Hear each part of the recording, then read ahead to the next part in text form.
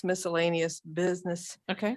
Mr. Olasoff reported that Charleston County is releasing its report on greenhouse gases. Should that Be be its. its report? Okay, that's just a Scrivener's thing. but- Yeah, and another thing, he also said the county is recruiting people to be a part in one word. I think it should be 2 words, a part Okay, of their climate action. gotcha. I will And make those changes. that's all I have. Okay. So with those 2 changes, all in favor of approving? Aye. Aye.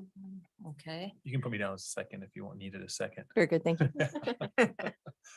All right, citizens' comments. We have Elizabeth Fisher of Fisher Recycling. Will talk to us now. Welcome, Elizabeth. Thank you for coming. Also see that I'm on the agenda, so I'm. Yeah, would you, Do you want how do you want to do it? We'll let you decide. Thanks. I'll kind of go with the comments and we'll see where it leads, I suppose. Am I good with that? Yes, as long as you talk right into it. I do, Fisher Recycling, we're the ones that have started the glass recycling on the island, and I do want to say thank you very much for your support and allowing us to do that. We have had 2 collections so far, so I want to update you on how that's been going. We have established the bins at the marina parking lot. Hopefully all of you have seen them and driven by. Hopefully you've even contributed. And then we also have some at Harris Teeter. They have been relocated from the original place. Now they're in the side parking lot, kind of near this large container looking thing. So there is signage. There's 2 bins in each places. My driver has reported back that there has been some participation, not a lot. I think that part of that goes into our next strategy, which would be to not only make the announcements on social media, which we felt have been very successful, but also to start explaining the why of why we're doing this. So that's really important for people to understand. From a positive spin perspective, we don't want to say that things are being done poorly by what Charleston County is doing in the blue bins. We want to say that they're just not the way that we think they should be done. And we're giving people an outlet to recycle glass properly. So with my marketing group called Roots on the Rise, she and I are formulating verbiage to make that positive message be very informative and factual above all, but also to really explain this is why we're doing it. Yes, you have an option of putting it in the blue bin, but here's the best option. And that's why we're doing that. And we also are primarily wanting to promote that Isle of Palms is doing this. This is a huge thing for a municipality to be doing in South Carolina. We have several counties that are participating in this. We meaning my husband and his company, not Fisher Recycling, but he has 5 other counties in the state. And he started Clemson last week as full glass collection program. So it's going to be big news. So I did, with giving you an update, I wanted to also ask a few things, and I don't know whether now would be the time to do that or not, or if we want to wait until we get to the Up to you. agenda. It's up to you. I have a couple of questions. Okay. for you. You said it's on the side. Is that the left side as you face it from the street or It the right side is. of the building? It's on Okay. the left side. For the Um, connector bridge. It is. Okay. I think if there are people that are parked there, it's not as easy to locate them. I'm hoping that there's going to be some habitual traffic patterns that come in over there, but I don't think it's the ideal space. Yeah, yeah. But I'm being considerate of that manager at Harris Teeter too. Right. That's where he feels comfortable with it. So we can try it. And I remember when the county was taking glass, they said no green or brown glass. Does Fisher take any color glass? Any color. So these Okay. are all very interesting questions. Yeah. Because part of what we really have to do is educate people. Mhm. And I also would like to ask if someone can be my point of contact for a lot of the social media. And I don't know, Matt, right? Yeah. Yeah. I'd like to have somebody kind of communicating the message from the city side. And I don't know who actually is the person that handles the city posting. Is that you? No, God, Oh, I could barely do my own. So- No, Desiree is in the midst of hiring somebody to do okay. PR and tourism for the city. Oh, And fantastic. so eventually there will be somebody. I don't Okay. know if right now that would be, Douglas or Matt. I don't know who it would be right this second, but at some point there will be a PR coordinator for the city. Oh, that's fantastic. Desiree is the one who currently does it right now. The police department has their own, fire department has their own, so they can also push things out, but Desiree would be the one to email if you wanted to push it out there. That's fantastic. Because Yeah. I do think that's what we need. And I'm sort of at the mercy of just really looking at, the Isle of Palms Locals and Friends has 6,000 followers. So that got some traction, but not a lot. And me not living here in that social media world, I'm not sure what the hot Facebook groups are, how the word's going to get out there. And my final question is actually for the city, could this be put on the message board at the corner about recycling? Or is that too complicated a message? Amy? Yes, we could. Just put it out and put it on. That would be great, because That'd be I good didn't realize override. it was up and running, and I'm very eager to contribute to Yeah, that. I didn't either. You Yeah. Yeah, So when that's did very it start? exciting. When did it start? October 1st. So October we 1st, put it okay. on to our Fisher Recycling social media. So I would encourage those of you that do participate in social media to follow us. But I also recognize the fact that our viewership is not nearly as strong as the 6,000 that the locals and friends have. So we were granted access into that group. They're all private groups, that one and the community. We put it out there, and then I think there was 1 or 2 posts on the actual city site, but that's as far as it went. So, What was the content of those posts? hey, thank you so much. Everything, here's what we're doing for the Isle of Palms. We recognize what Isle of Palms is doing. Here's glass drop sites. And I did get a phone call from a resident saying, well, why would I do that if I can put it in the blue bin? So I didn't want to tell like the bad part of the story, but I want to tell the exciting part and then get into the why and present that in a positive way. Do you know what proportion of glass that goes in the blue bin? Sorry. Do you know what proportion of the glass that goes in the blue bin is reused as, I don't know, driving crushed glass, like pavement pebbles don't know versus a how much gets percentage. actually gets recycled? I don't know a percentage of what that is, but they do not send their glass to market in order to be recycled into new glass. So it goes to the landfill? Their glass goes to the landfill? Some of it is used as repurposed landfill cover, which means the little shards of glass go over top of the landfill cover and mash it down because it's heavy. The other part of that goes into road beds in their actual recycling center for people to drive over it. And then there is a portion of hauling that is done to an out-of-state company. And the material, and I hate getting so technical. I can with you since you asked, but I can't broadcast this. It's people just don't understand. I want to keep it simple. But our tax-paying dollars of Charleston County pay for the material that goes to Georgia, small shards of glass with straws and trash and wrappers and bottle caps and junk. In addition to the glass, that gets hauled once a day, which is 25 tons into another state. But that material, as far as we know, and it is not marketable into being a good recycled product because it's so dirty. Do you know what they do with it? I can speculate, but I do not know.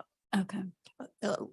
Elizabeth, I was thinking that it might be part of your messaging, not to go into all that detail, but if you can ascertain from the county what percentage of glass that goes in the blue bins is in fact recycled, or whatever word. I know repurpose isn't going to work Yeah. because putting it down for landfill is repurposing, but it may, it was eye-opening, I think, to a lot of us on the Right. committee that the county wasn't using the glass as we thought it was. Right. So rather than saying shame on the county, say something like, only 50% of the glass or 30% of the glass that goes in the glass bin, the trash bins, recycle bins, are being reused for Right. glass product or something. I don't know, just an idea. Yeah. because I think would it love adds to momentum. inquire with them and get their cooperation on that. I've done that before. I bet. So I'll try to get an answer, but I'm I not know sure that a- we do. yeah. you I'm know. not sure an actual number's needed. I think just No, big but just saying Yeah. some, only a small percentage Yeah, is, that would be. you Yeah, know, I think that, actually that would give the same recycled message. or repurposed, you know, Yeah. and that's vague enough Yeah. to cover. I mean, I don't know everyone. that that's a negative message. I don't know. I mean, it's a factual message. It's Right. factual, Right. right? It's factual. And we as an industry, as a glass recycling industry, want glass to be recycled into new glass. And I think that's a good point to add as well. That's the Okay. point. Okay, Mhm. all right. I So I have a think it's very- safe to say the glass that's going into the county recycle bins almost exclusively is not being recycled into new glass products. That's correct. Okay.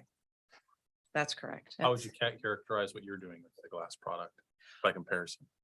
Like We percentage recycle breakdown of- 100% of the glass that we collect. So last year it was 600 tons. This year we're on track to do more than 600 tons. And none of that went in the landfill.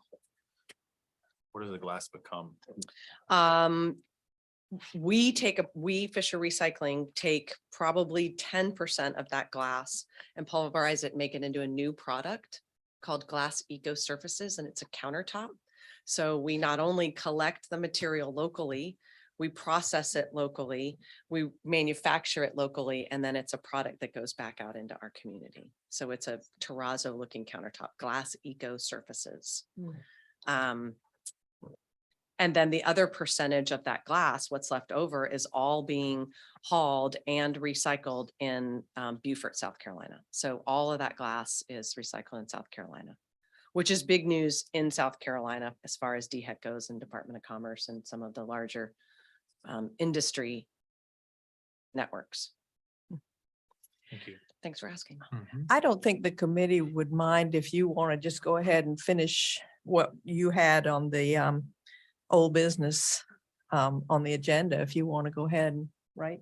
Mhm, that's Yes, great. do I your- appreciate that. You said you had questions. I just for had, the I just city or had two something. more points.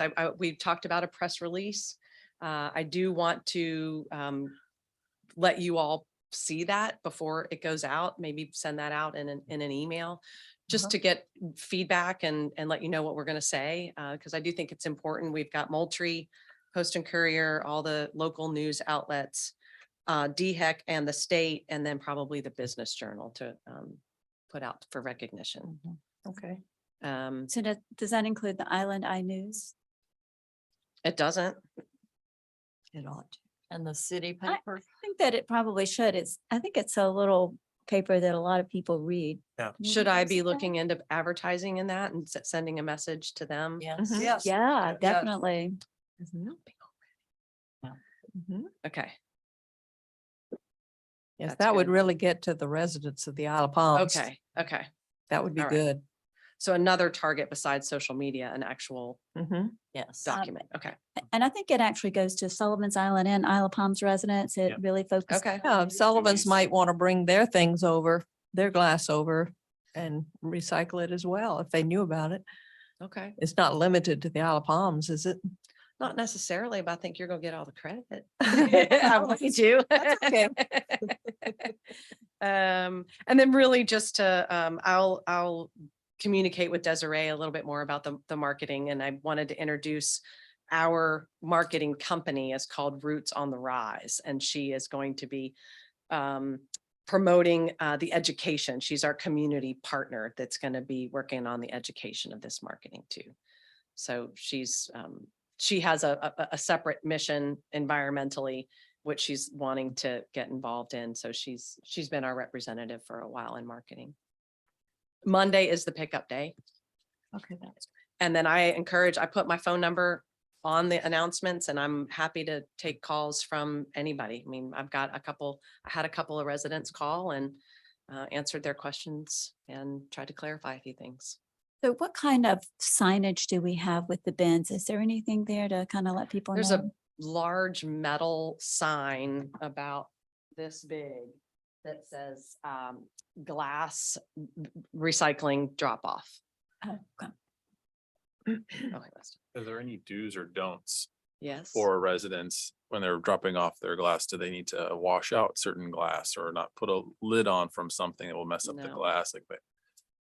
Anything with- Really just not a jar full of mayonnaise, but you know, Uh-huh. it's not the end of the world. I mean, really the biggest no's that are on our banner are no fluorescent light bulbs, you know, no porcelain, that's not glass. There is a list there of things to put in and not put in, and everything can be mixed And together. that's on the sign? It is on the Oh, sign. good, Great. good. Yeah. Excellent. That Island News is a good suggestion. Thank you. Mhm, yeah. And I am open for, questions. So certainly get in touch with me directly if you have anything. Thank you. But we really appreciate what's happening. We're gaining momentum, and we want it to get out there, and we want people to know about it. We want you to be recognized. It's an excellent idea. We appreciate it. Well, thank you. Thank you. Thank you. All right. Old business, wildlife update on signs regarding beach rules. Douglas, did you want to tell us about the status of the Yeah. signs? I do not have a lot to report here. Amy and I have been working on it. I think that we're pretty close to just being able to place the order and get it done. I just think we've been sidetracked with various things. Amy, would you agree? They're pretty much to a point where we just need to place an order, don't we? Yes, the proof is ready. I just was gonna reach out to Mary about the QR code because we thought it would be best to just print those separately and put them on there in case anything changed. And she said that as soon as we send it to her, she said maybe turnaround time is a week and a half. Excellent. And Robert and Linda Plenty of are time. there and said maybe in the off season, start placing them out there to be ready for the busy season. That'll be great. Wonderful. Thank you. Also on wildlife, I wanted to put it on the record that I was invited to speak to the Isle of Palms Garden Club, and I did that program on the 15th of September. And the subject was on using native plants and gardening to benefit wildlife. After the meeting, Robbie Berg approached me about her doing an article, a series of articles in the Island Eye about each of the different plants that I talked about, featuring one each issue. So I hope that'll come about. And we were talking about putting more things in the Island Eye related to our work. So I hope that'll happen. Mary, just to interject, the garden club was also invited, and Robbie, about getting some material that we could put on the Isle of Palms website for, am I jumping the gun? You were No, talking about that? no. That would be good things to grow Mhm. soil erosion, wildlife and so forth. So I hope they haven't forgotten about that. Because, Well, you know, the news is cyclical, and it would be nice to have a place. if I a talk to permanent- her, I will remind her of that and hope that that'll still I've be in the contacted works her and that several this times. will actually happen. I don't know. Wanted to do a quick turtle season ending update. The season ended with the last inventory on the 21st of October, which was late. Late. yeah. We had one nest that just didn't hatch, and DNR made us wait 75 days from August 7th when it was laid. So we were late finishing, and that article won't be in the Island Eye until a week from tomorrow. That's why it's so late. We had 8,004 nests in South Carolina, and 57 of them, only 57 were here on our two islands, 43 on the Isle of Palms and 14 on Sullivan's.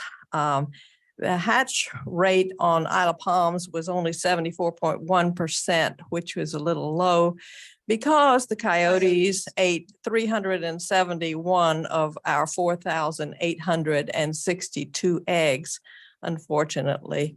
But we still did pretty well, and we're happy with the season because we got 4,602 new baby loggerhead turtles into the ocean, and glad in helping the population increase. So that was nice.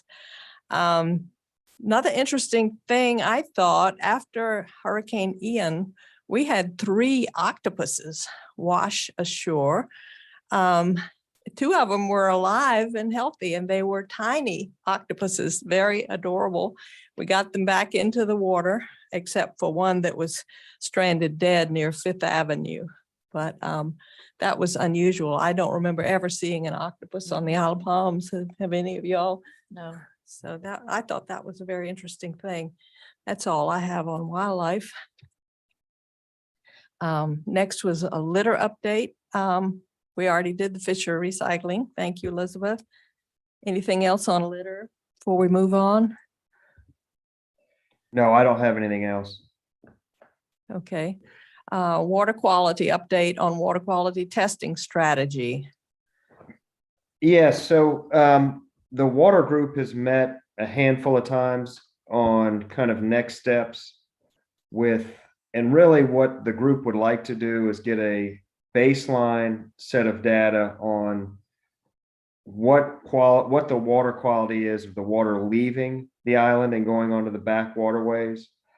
We've talked about a number of different ways to do that, incorporating the county, trying to partner with a group like Charleston Waterkeepers, maybe a volunteer group, but I think that we've settled on the easiest thing initially to do would be for just the staff to take the first round of samples.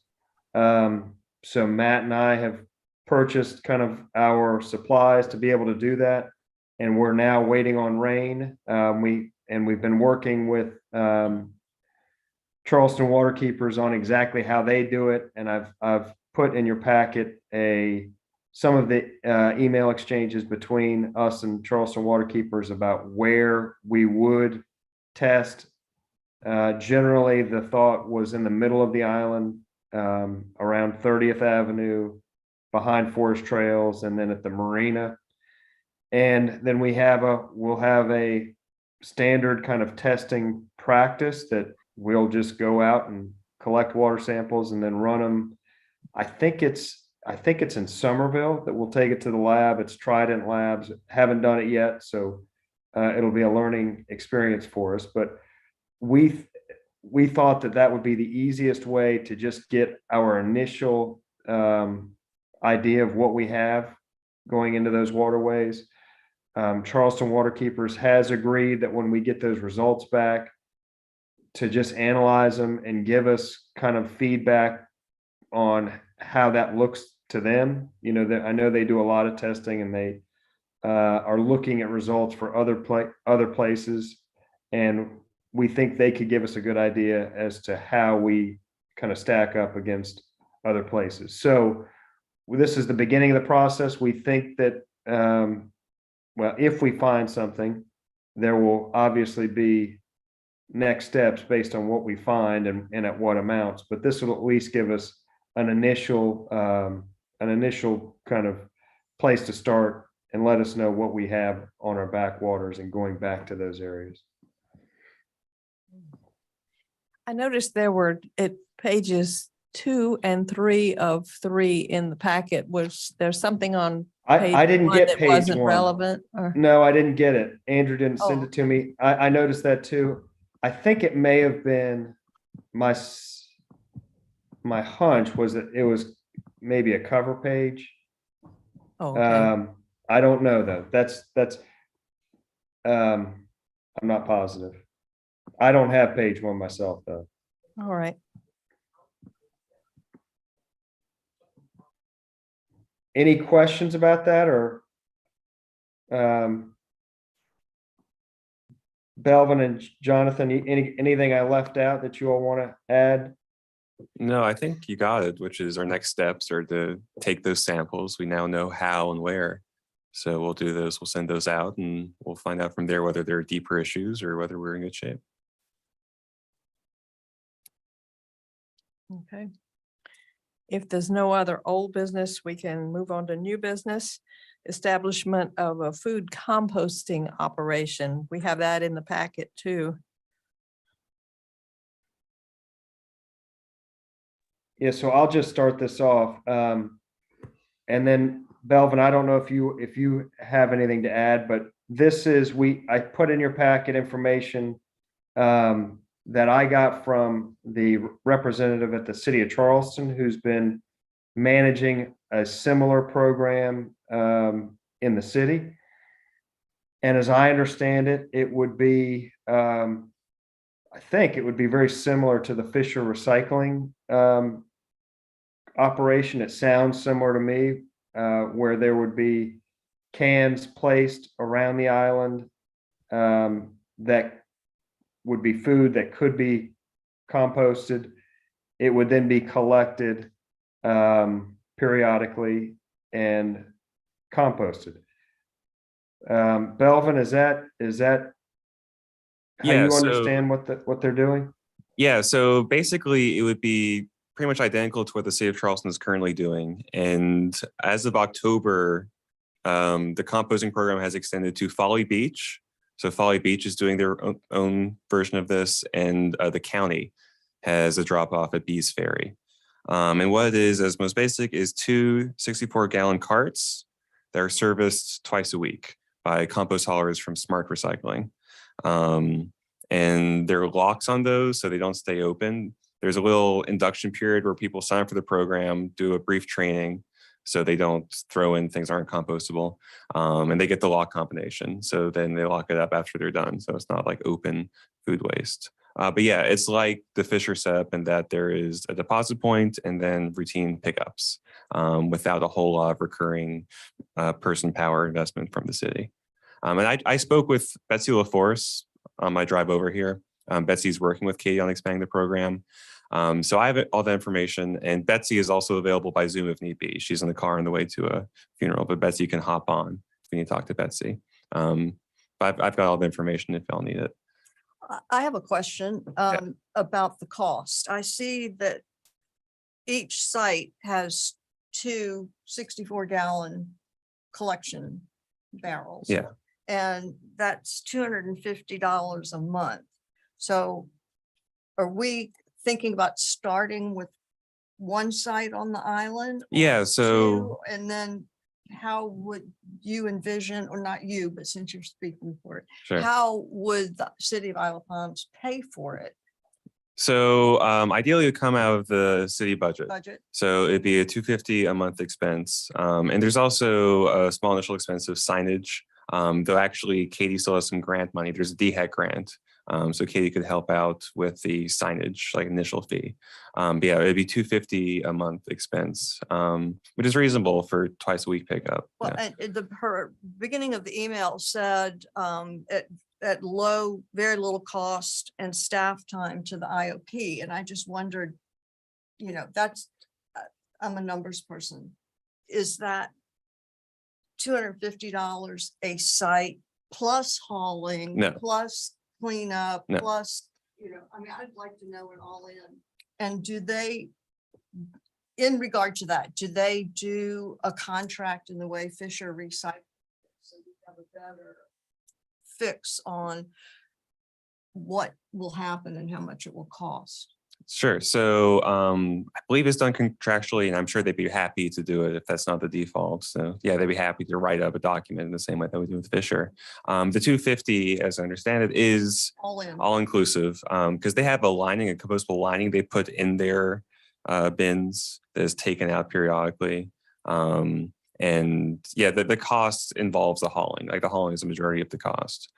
So Do the residents who participate get compost back? you can pick up compost. Yeah. So you get the ability to pick up compost at Bees Ferry.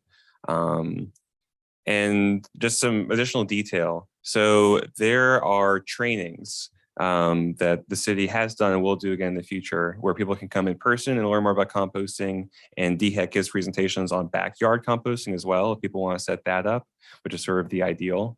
You know, if you have space in your backyard and inclination, you can like set up your own little composting thing. And they give away bins. They give away bins you can put in your kitchen and seal them, and then take that food waste that you gather along the lawn to the composting. And that's going to be starting in January. So Katie's suggestion is actually that if we can get things in place, January would be a good month to start the program in earnest, because then we could sync up with the city's trainings like Folly and the county will be, and send people over to learn more about composting, get the training, get the little bins, etc. You only get the bins if you participate in this program. Free bins, yeah. So like free little household bins for putting compost in, yeah. The compost at Bees Ferry, do you have to buy that if you participate, or? My understanding is that it's free if you participate in the program. Yeah. Belvin, again, if you could relay back, I personally would, and I, on behalf of the committee, would like to know some more specifics about the cost, because everything in this very interesting email is about, it's approximately, or this plus this, or, you know, da, da, da. And just for example, starting slowly to see how it goes with one site and 2 bins, how much can we say would come out of the budget? Okay, Specific. right. So I believe it would be 250. Well, that, it doesn't say that. Okay. What we can do is we can look at the Folly cost, like, because Folly is doing this in the same exact same model that we would be doing it. So we can find out how much Folly is paying per month. Well, or do they, you know, based hauling on mileage? I mean, again, I would like to know specifics about the program's cost before going, yeah, let's do it. Sure. So cost questions, one of the exact specifics on how much it would cost. Any other questions? And will we need like a formal written proposal from them? Like almost like a contract, like if we did for recycling? We certainly could. Maybe that's a good way to get to the Yeah. nuts and bolts of Spell it kind of out. logistics, what exactly you're getting for your dollars, et cetera. So it's really delineated clearly. Sure. I mean, what we could do is we could just immediately pass that request on to Katie, and she can talk with Smart Recycling. And we can get the documentation in our hands ASAP. Yeah. And Doug Hatler of our committee, when we were talking about Fisher, was very specific that he wanted a space or a phrase for legal purposes, you know, that the Isle of Palms disclaimer is the word I was looking for. Perhaps a written proposal or a written contract draft would answer some of those questions. On a personal note, I just bought a sub pod composter. It uses worms. So Nice. very Vermicomposting. Vermicomposting, that's right. It's faster, more efficient than the humbling and And we can come get bait for fishing. in There your you go. yard. Anything else on that? Any more discussion? Okay. Well, just briefly talking through location. Because it's been at parks mostly. The other locations have been at various parks. I haven't been in person to the current Fisher drop-off sites at the Harris Teeter. Is there room for composting there as well? Because it'd be Melvin, great I to would- have a one-stop shop type thing going on. I agree. I would say there is room. I have kind of wondered to myself if would you expect there to be kind of any food mess, I guess, for lack of a more technical I don't think term? I don't think we're seeing that at the other locations, because again, there's a little training where people just get the best practices before they're allowed to deposit their food waste, and then there's a log. So you know, you put it in, and it's not. I mean, the stuff doesn't fall out. It's a lock system. So. And by the same So- token, I would think wild animals, raccoons, coyotes, and other. If anything, pests, it's safer than a they- yeah, dumpster. they can't get in there. Right. Well, I will say the Harris Teeter's been, you know, they've been great with the recycling program. So that was the only potential downside I would see if they, you know, if they thought it was going to be either unsightly or, you know, unpleasant odor of things decomposing, but I guess if they're doing it twice a week, it doesn't really have a chance to get going much, does it? No, and it's sealed. I mean, when people like drop off their things and open it up, maybe they get a little whiff, but it's not going to be like a systemic Okay. smell. I think they would be agreeable to it. I'm just guessing, you know, and I think there's room at the marina for that. It is basically a large recycling can, isn't it? It's about the size. There are pictures in what Katie sent. I think, and what thought I was seeing, it looked very much like, you know, just a county the size of a county recycling can. Yes.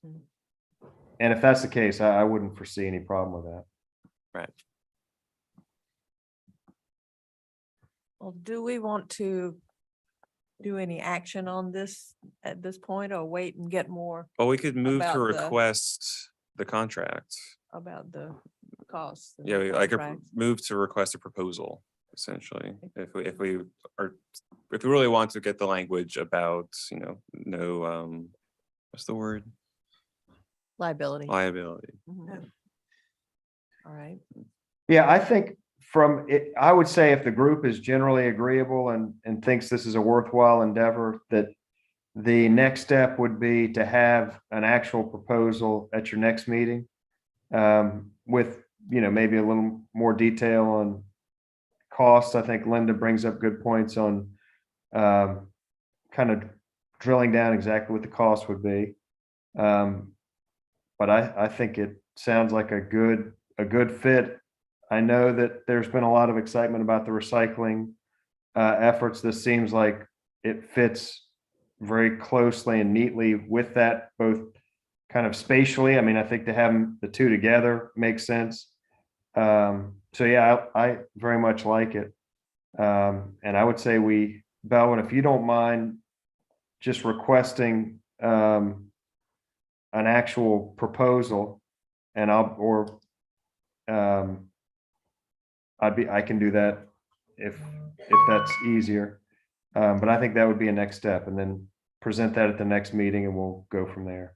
Well, it sounds And good. I'm that's happy to ask for that. seems to line up nicely with getting it out in January seems to be Mhm. lining up well. So And that sounds just good. As an added point, even for those who may not be interested in composting specifically, I think as far as this committee goes, it's another step forward to show that we are interested in sustainability and the environment and getting greener. So I think it's good for us to look at that. Right, and this came out, this is climate action plan. Yeah. There's actually a very big climate impact to food waste specifically, because food waste, when put in the landfill, creates methane, which is a greenhouse gas up to 20 to 50 times more potent than CO2. And it's a very intense greenhouse gas. Good. And by composting it, you remove that. So there's a very big climate implication to composting. Now, even if it's just a small amount from the Isle of Palms, I think it's a positive thing for us to do in the vein of climate action. I love some of this information, the things that we're doing to make it to the Island News or somewhere where people have more awareness about the things that are going on and what they can do, whether it's recycling glass or composting or Mhm. what have you. Yeah, I That think would- it's a real feather in Isle of Palms cap to be this progressive with, it. You know, we're actually doing something and not just talking about it. Mhm. I agree. Very good. All right, so we will just put that on the agenda for the next meeting and not act on it this time. Anything else on that? Just one other thing, if we could, if in the information that we receive about the proposal, I'm thinking that it might be helpful for review of council, because I think anything that is approved here then has to go to council before. Right. To have some answers to some of the questions that we had about maintaining the cleanliness of the site and the not attracting animals and things like that. So Mhm. to kind of anticipate some of those questions and have that information available. Sure. Next is the Palmetto Pride grant opportunities. Yeah, so I put together some information about that. The grant opportunities that were published on the Palmetto Pride website are a little bit different than the ones that were published last year. So I tried to summarize some of the important information in order for us to be able to look at the purpose of the grant and decide whether or not there's anything that we are doing that might be eligible for grant funding if we were to submit something. So the first grant is a litter enforcement grant. And this application actually opened recently, October 16th. It is due December the 1st, and it is in the amount of up to $6,500. And some of the things that are included are listed under the purpose. So it's primarily for litter control, and one of the big things that they include here is that it has to be something that the organization is committed to, and they ask for zero tolerance. And I'm not totally sure exactly what that means. And I would want to get some more clarification on that. But essentially some of the things that could be obtained through this grant are, like cameras, or I was thinking about maybe things like some of the butt canisters that we've installed, adding some butt canisters for cigarette butts, maybe things of that nature. It could be something, I'm not sure, and Elizabeth, you might be able to answer this question, because I know there was some cost associated with the glass recycling, and I believe there was a grant of some sort that was proposed for that, or was there something that was done to defray some of that cost, or did I dream that? I might have had it. We had discussed that initially, but the city ended up Oh, okay. Okay. So I didn't know where we had gone with that, but so that's. So we have actually applied for a grant for the glass recycling. Okay. We have not heard, have not been awarded that grant, but we have applied for it. Gotcha. Who was the source that you applied to, or the funding agency? It was a nonprofit. Elizabeth, I think you sent me the contact. What was the name of that? I think it was through the Glass Packaging Institute or the Glass Recycling Foundation. Yes. I can pull it up here in just a second. But yeah, it was a nonprofit kind of institute. Okay. Sandy, have you, and I'm grateful that you are bringing this to the attention, but have you talked to Susan Hill Smith? Seems like her group, this would dovetail into this, and they might have some specific needs or requests So that this would address. yeah, so I think it's my understanding from Susan is that they partner with the South Carolina Aquarium, and that is how they obtain the bags and the things that they use for the trash pickups, the litter pickups. Palmetto Pride gave them some too, buckets and so forth. Right, right. So I'm not sure. So I could get some more specific information from them Well, it just about seems that. like, Yeah. they're already doing so much with litter that if they had something specific that would help them put surveillance cameras up or whatever, Yeah. that would be good input. Yeah. And I think that they have gotten their supplies through the South Carolina Aquarium and a partnership with them. But I can double check with Susan on that. Yeah. So another grant was a tree grant. That probably is not something that we are interested in at this point. The grant called Keep South Carolina Beautiful seemed to be one that was designated for certified and new South Carolina Keep America Beautiful affiliates, and we are not an affiliate. The last one, the Litter Task Force, this is a grant that is open to governments, and it sheriff's office, county governments, regional organizations. I would guess that this could also be open to something like the Isle of Palms Police Department. They didn't get that specific as far as the who is eligible to apply for that, but it does provide some funding up to $20,000 for a litter control officer. So these were the things that were published on their website, and I believe that when we met with them, and Linda, you may remember this as well, that Sarah Lyles, who was our contact person, spoke about being eligible for receiving grants without having to be an affiliate. Correct. So, you know, I wanted to just kind of talk about this a little bit with the group, because there may be some projects that we would like to seek some grant funding for. And so I wanted to see if anybody had suggestions on what those might be. And then that, what we could do is I could take that, or Linda and I could take that to Sarah Lyles and get her input as far as whether or not this would be something that they would be willing to consider funding. So I was thinking about things like maybe the composting program or the butt canisters, or you know, any of the programs that we've talked about. You know, there seems to be some cost, and not lots of money that's associated with these programs, but there are some costs associated, and the grant funding would help to defray some of those costs.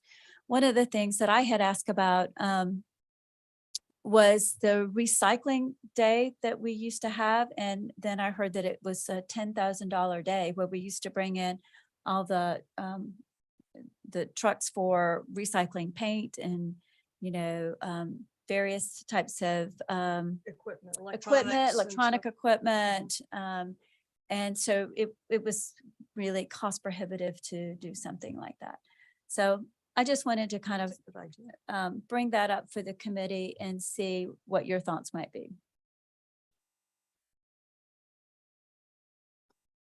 I think getting a grant would not only help defray costs of some of the things we're trying to do, I think it's also, again, good PR for this committee in its first year that we're out trying to get grants, not just coming up with ideas. Even though the cost may not be budget busters, I think it says something else about what our work and what we're doing. And I felt like, and this may not be a worthy comment, but I really got the feeling that Sarah Lyles and Palmetto Pride were anxious to work with us. So I wouldn't say it's guaranteed, but I think they would be very receptive to some grants. So, you know, perhaps once we get the composting numbers, that would be something I would like to talk with the Isle of Palms cleanup crew to see if they have something else specific. You know, is there a cost or a way that the turtle team in wildlife management might have something that we could all wrap up in it? I love the idea of a cyclical litter officer or an adjunct to the police department during busy season that could monitor things like I do holes too. and every, I mean, I do too. I think, that's you know, great. that is enforcement has, as we've talked about, has been an issue. So getting a grant for the summer months to Right. look at beach issues in particular, I think would be a worthy opportunity. That's the only request that the turtle team would need as a grant, because otherwise we're covered, because we're part of DNR and they supply us with all of the stuff we need. But yeah, more hole enforcement is always welcome. And, Douglas, would that be something to, well, I guess you would certainly be the contact person at the city, but should we work through you and the police department to see Yeah, about that, or what's the protocol? I'm envisioning just having the conversation with Chief Cornett. And I can't remember in our meeting with Ms. Lyle if it could be used to offset an existing beach service officer, if that was even discussed. I mean, that's kind of what jumps to my mind as a very, it's something that's being done now. It's an expense to the city. It certainly would be nice to have some offsetting revenue for that. But that, I don't know. I don't know if they would see funding a beach services officer partially for their role in just patrolling the beach. And, they're the front lines of telling people they can't smoke on the beach. And, if somebody's going to catch somebody littering on the beach, it would be a beach services officer.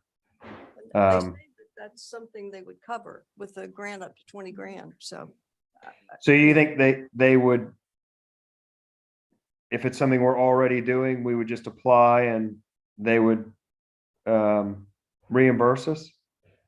you can ask.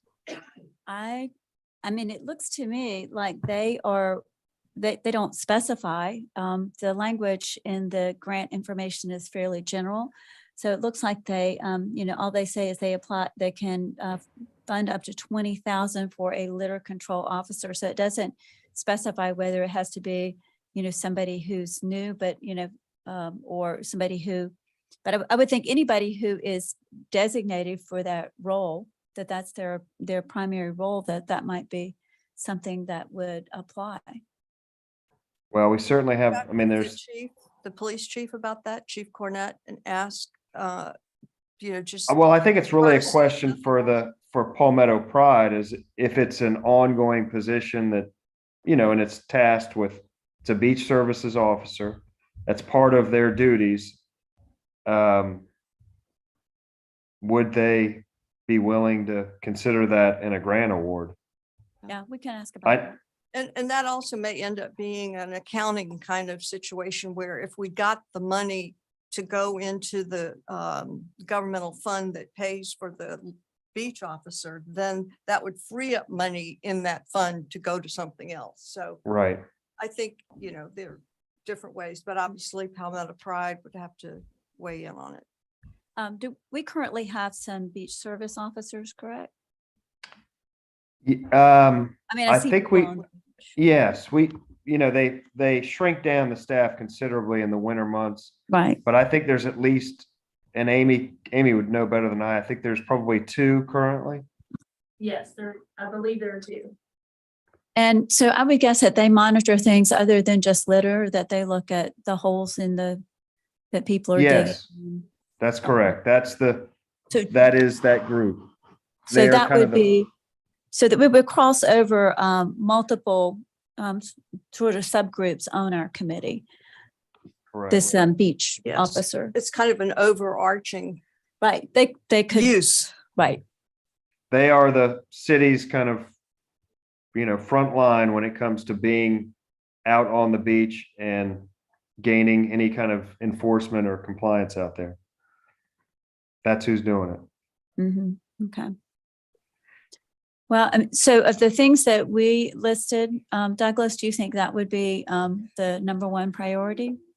That's the one that jumped out at me. And then, as Linda mentioned, and I can't remember what Susan's, what the snag was for her, but I feel like after having those meetings, she felt like that it would be improper for them to have an affiliation and I could be completely misremembering that. But that's the other group. Yes, they didn't, in a conversation you and John Bogosian and I had together, didn't want stepping on anybody's toes and as we found out in the meeting with Palmetto Pride, we do not need an official affiliation to work with them, to get grants, to get their support and so forth. So and Susan has commented several times how helpful that Palmetto Pride organization has been to her group. So I think. So would her it's all- group not want grant funding? They would, wouldn't they? Any reason? That's what we're going to ask. So I can Okay. check with Susan about that. I think that they have, I think the South Carolina Aquarium maybe is the entity who's gotten the grant funding. And then we've we've partnered with the South Carolina Aquarium. Yeah, because they're not a 501. The Clean Sweep is not yet a 501c3, so they're not eligible to receive grant directly. Right. So I think that's the, That's That the works. catch. But if they had needs that we could get covered by a grant through us, they would certainly be able to use them. Again, I think that's accounting. yeah. But I don't mind contacting Susan and just getting clarification on that, how it all works, and if that is anything that they have a need for, or whether they're pretty well covered through their affiliation with the aquarium. Yeah, those are the two that jump out at me. Okay. Susan's group and then the beach services officers. Okay, all right. Right. Great. Well, should we discuss I'm- that further next month? Yeah, I'm happy to look into that and report back next month. Well, our next Wonderful. meeting is in about 2 weeks. Okay, okay. I'll get right on it. So it won't- And I know the Island Eye final deadline is tomorrow for the next issue, which comes out a week from tomorrow. Could you kind of make a little just bullet point list of the things that we talked about? You know, I'm not asked for just a notice about Fisher and whatever else Yeah, it was that our committee would I'll do like that. people to know about. Just info from the Environmental Advisory Committee, unless Do they- someone else has a better idea, unless they you'd get rather do a pictures? full-blown article. Yeah, well, I would like to do, I kind of like to would do an article. Okay, well, it could wait if it, I know I turned in my final turtle article on Wednesday, and I know the hard deadline is Friday mhm. for this issue, for the next issue, so you could wait till the next one, I guess. But I just thought I'd throw that out there. I think an article would probably get more attention, especially if we're pulling in composting too. Yeah, So When does the next issue come out after this coming a one? week from tomorrow, Right, but after that one, when's the next, The how next- often are they published? it'll every 2 weeks. Okay, So the bi-weekly. next deadline will be a week from next Wednesday. Okay, yeah, I mean, I think we might as well take a little time and Okay. would this be the first bulletin, Environmental Advisory Committee bulletin? Starting strong with a nice little article. We haven't had be good. anything yet. Okay, yeah, a little introductory thing. Okay, I'd like to see us have a regular blurb. would be nice. Yeah, let's, yeah. I don't know if anybody wants to volunteer. we got contacts with the paper. I'd be happy to give you the editor's email address. I always send it to the editor with a copy to the publisher, Lynn Parati, and they're very good Yeah, about it. he just told it, I think. Yeah, but he's still gonna be Oh, running it. good. Okay. Yeah. So I think you guys sent me that information. You sent Mhm. that to me. Mhm. I just didn't, when I got it, I didn't have dates for things like when we were starting the glass recycling. I didn't have dates for when we were doing the glass recycling and all that. Mhm. So, I mean, we could, they would have to have it tomorrow. Yeah, well, maybe it sounds better to wait Well, let's wait till next. Yeah. till the think so. next one. Okay, Okay, okay. that would, okay, so the next one then, so tomorrow is 28th, so the next one would be, is it 2 weeks? It Every will 2 be weeks? the Wednesday after that. That paper is published. They always send me an email about send it in. So it'll be like November 9th, maybe. So it's every Yeah, 2 weeks? Every 2 weeks. Every Every 2 weeks? weeks it comes Okay. out. So November 9th. Yeah, that Wednesday would be the deadline for the Okay. subsequent Subsequent. Yeah, I- issue after this one that's coming out a week from tomorrow. Yeah, I Okay. think that would be more realistic. Right. Okay. Yeah. I So think that would be maybe great. Linda and I, volunteering Linda. Maybe Linda and I could do something with the litter That'd be piece. Great. And then maybe get some input from Belvin about the composting, or do you think we need to hold off on that for a little bit? Well, if we're going to be actually moving forward after the article goes in, we could wait until the next time. Okay. Yeah. All right. We've got more info. Okay. Okay. I'll let you contact me. One more thing, Madam Chair, under new business is I'd like it to be on the record and Douglas remind you, and we need to talk to our council liaison. When this committee was formed and started meeting a year ago, we had 2 student representatives, one from high school, one from college. And with terms of 1 year, which it sounds like we by de facto means have meant that to be December 31st. So I would like to know with the whole committee, whether student representatives are going to be reappointed by council. And one of the practical reasons is when we're going for a quorum in our meetings,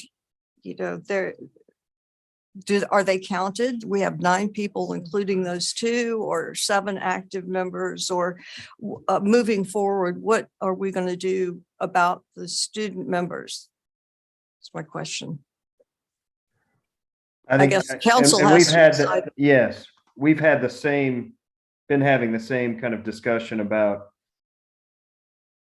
whether or not it's realistic to have or expect a student to be able to attend, a monthly meeting for even a year.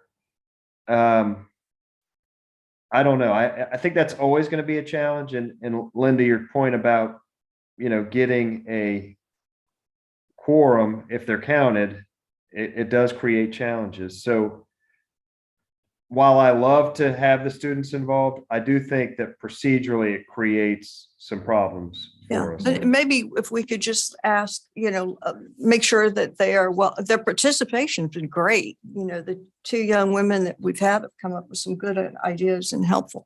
So I don't want to preclude students by any means, the old college professor. I'd love their input. I just think we need to understand how it affects our procedures.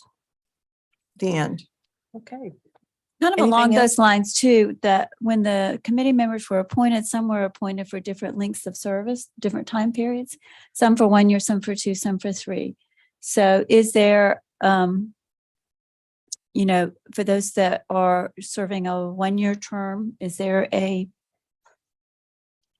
what happens to replace, how do we go about replacing those individuals? So generally, if your term has only been 1 year, Mhm. you will be considered for a renewal without having to do anything. You don't have to reapply or Okay,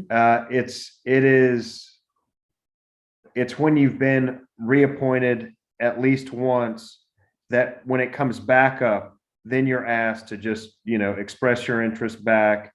So I think there is kind of the assumption that I should let you know about that. I would say if you know that you can't or you don't want to serve, just to let me know, because you may very well get reappointed, especially way, for I've your got first reappointment. The list, only the students had terms expiring at the end of Oh, did they? 22. Okay. Mhm. Everybody else, there's some in 23, but Oh, okay. we're good. All right, good. All right.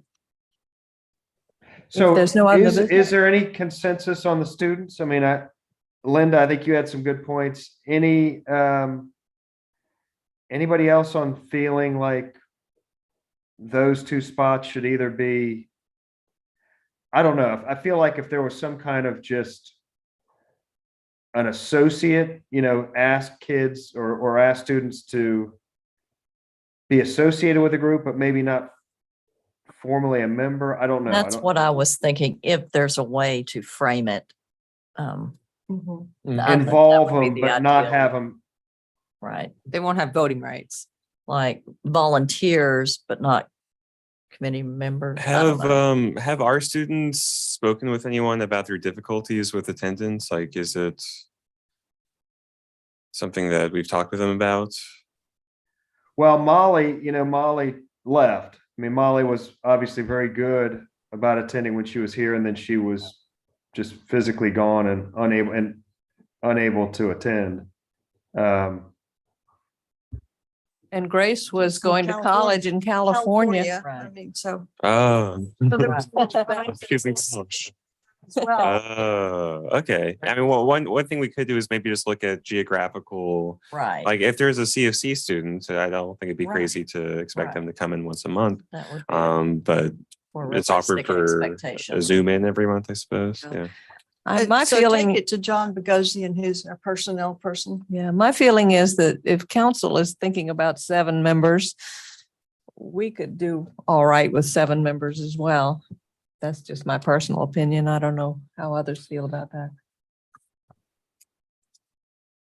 Okay, is that it? I move the meeting be adjourned. Second. Second. All in favor? Aye. Thank you all. Thank you. Thank guys, you. let's hope you feel Feel better. better. Thank you. I will. What does he say? Does he have flu as well?